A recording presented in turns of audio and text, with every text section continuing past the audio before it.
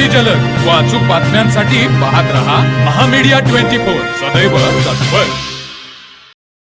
निवडणुकीत प्रभागातील उमेदवार निवडून आल्याने फटाके उडवायला सांगितल्याच्या कारणातून हद्दपार आरोपी सागर राजेंद्र खोत यांनी आपला मित्र आयुब मेहबूब सरकावस याच्या मदतीने एडक्याच्या साहाय्याने 25 वर्षीय रतन आप्पासो पाटोळे याच्या डोक्यात तोंडावर वार केल्याने तो गंभीर जखमी झाला।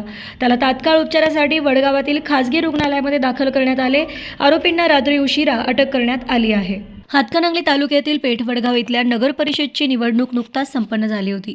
यातील जखमी रतन आप्पासो पाटोळे हा साळी गल्लीमध्ये राहत असून संशयित आरोपी सागर राजेंद्र खोत हा त्याच गल्लीमध्ये त्यांच्या शेजारी राहतो।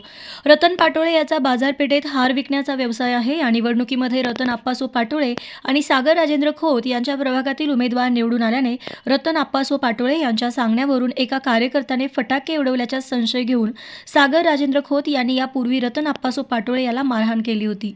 याबाबत रतन पाटोळे यांनी पेठ वडगाव पोलीस ठाण्यामध्ये तक्रार दाखल केली होती। यातील आरोपी सागर राजेंद्र खोत हा हद्दपार गुन्हेगार आहे।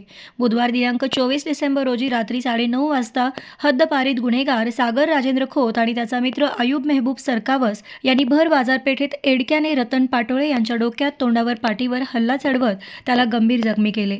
हल्ला करून हल्लेखोर पसार झाला होता। जखमी पाटोळे यास उपचारासाठी तात्काळ पेठ वडगावातील खासगी रुग्णालयामध्ये दाखल करण्यात आले। याबाबत रात्री उशिरा उज्ज्वला आप्पासो पाटोळे यांनी पेठ वडगाव पोलीस ठाण्यामध्ये गुन्हा दाखल केला आहे।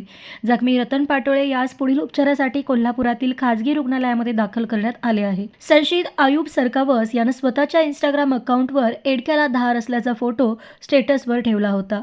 हा फोटो सध्या सोशल मीडियावर व्हायरल होत आहे। संशयित आरोपींना रात्री उशिरा अटक करण्यात आली असून त्यांना आज पेठ वडगाव न्यायालयामध्ये हजर केलं असता न्यायालयाने त्याला 4 दिवसाची पोलीस कोठडी सुनावली आहे।